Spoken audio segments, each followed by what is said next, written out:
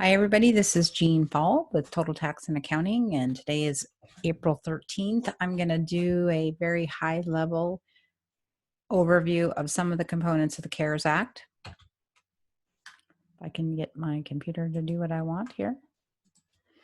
I'm a certified tax coach and an enrolled agent. Both of those are federal designations, licensings through the IRS.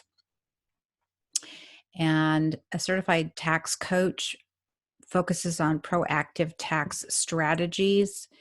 And if that's something of interest to you, please go to my website. It explains that there's a free tax discovery session available, and that involves you providing me with your latest filed tax return, and we go through any missed opportunities there. So welcome, business owners. And this presentation, as I said, is an overview of some of the CARES Act. There were some other tax law changes that would be boring. This is mostly just for what is going to be the highlights for employers. This is a presentation for educational purposes and doesn't constitute tax advice, so do not rely on it. I encourage you to do your own due diligence and research and work closely with your tax professional to determine the best outcome for your situation. Okay, disclaimer over, let's get started.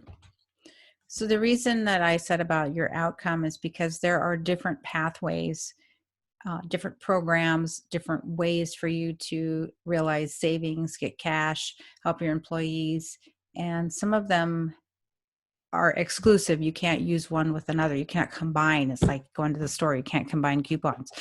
So you have to just maybe get some help to evaluate which one makes the most sense for you based on your situation. Excuse me. Probably the most highly publicized one is this Paycheck Protection program. You have to be a small business that was in business as of 2/15/2020.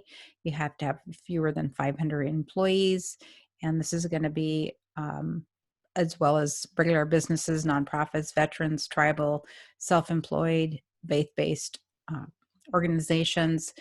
I'm not going to go a lot into the sole proprietor portion because you don't have employees, but there is a component available for them. And if that's you, then I would suggest you talk to your tax accountant with your specific questions and see if you can't find out if that would be helpful to you. Application is going to be made through SBA approved lenders. There is some grumbling by the banks because they don't feel like they've received really tight guidance on this. So be prepared to present payroll reports, quarterly filings with the state and feds, P&L, and just a lot of data so that they can get through the underwriting. So this has a provision that allows some forgiveness, if not all of the loan.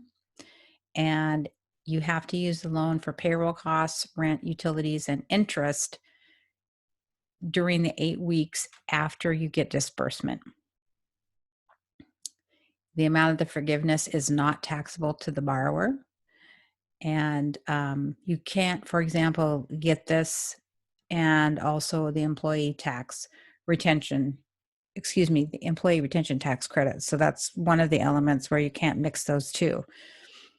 There is no personal guarantee or collateral required for this. However, if you are using this for fraudulent means, you'll be prosecuted. And again, the bank's discretion, there's some generalities of what the documents you will need, but it's really on a case-by-case basis. Wells Fargo ran out of money. They kind of had a special circumstance, but and some banks are no longer accepting applications, kind of hearing that the local smaller institutions might be better because they have real people working on the loans, but there's also problems there. The demand has just been extraordinary. So you must use these funds for qualified expenses, which include payroll, including employer paid benefits. You cannot use these to pay payroll taxes. You can use it for interest on a mortgage obligation. That does not mean the entire payment. That's only the interest portion. Rent is covered, utilities, and it has to be something that was in place as of February 15th.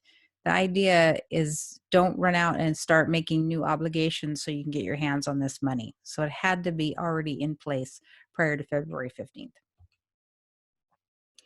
So one of the key elements, I think, is that you cannot reduce your headcount. Whatever it was on 2/15/2020, it has to be restored to that on 6/30/2020.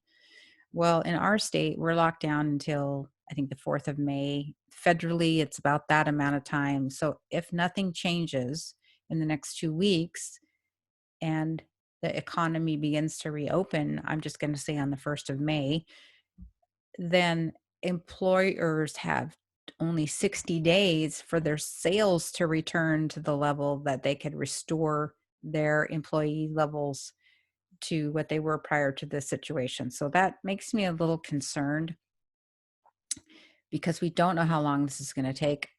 I'm going to predict, and I have nothing, this is just my opinion, that that date of 6:30 may be reevaluated as we get closer because it just may not be attainable. 75% of the loan must be used for payroll. The idea of this is to keep people employed and off unemployment benefits. The rest of it the other 25% is for rent and utilities.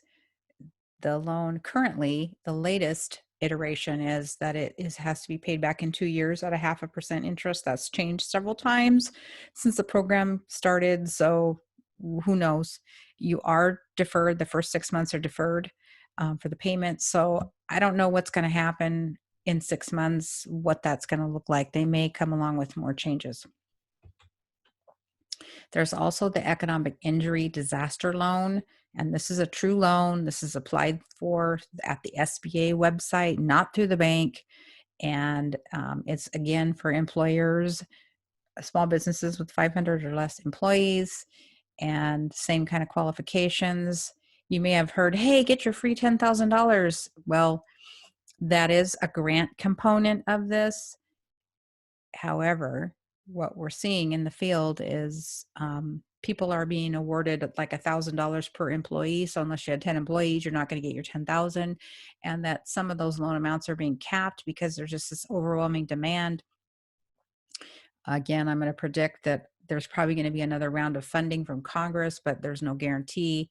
That's just a feeling that I have that they're going to have such a backlash from using up this first $349 billion that people are going to demand more and Congress is going to deliver. So there is an employee retention tax credit. Again, this assumes you're paying wages. So you have to be fully or partially suspended by the government order, and your gross receipts have to have reduced 50% from a comparable quarter last year. So you would look at what was first quarter of last year, what was first quarter of this year. Has there been a 50% reduction? Not sure. I'm sure the payroll companies are scrambling to try to implement this because it means they have to change the way that they track the wages, and they can't withhold. They have to have a calculation to give you back those credits so that you actually pay less taxes. So you want to be sure that's being handled right through your payroll provider. And you can qualify for up to 50% of your qualifying wages, and that's after March 12th through the end of the year. There's also a program where you can defer your employee a portion of your employer taxes, and that would be the 60.2% of the employer side of Social Security, and that would allow you to basically accumulate that amount and then pay it off in equal payments divided in half by the end of next year and then the following year. Again, you're going to want to work with your payroll provider. That doesn't seem like that's going to be very easy for the IRS to implement.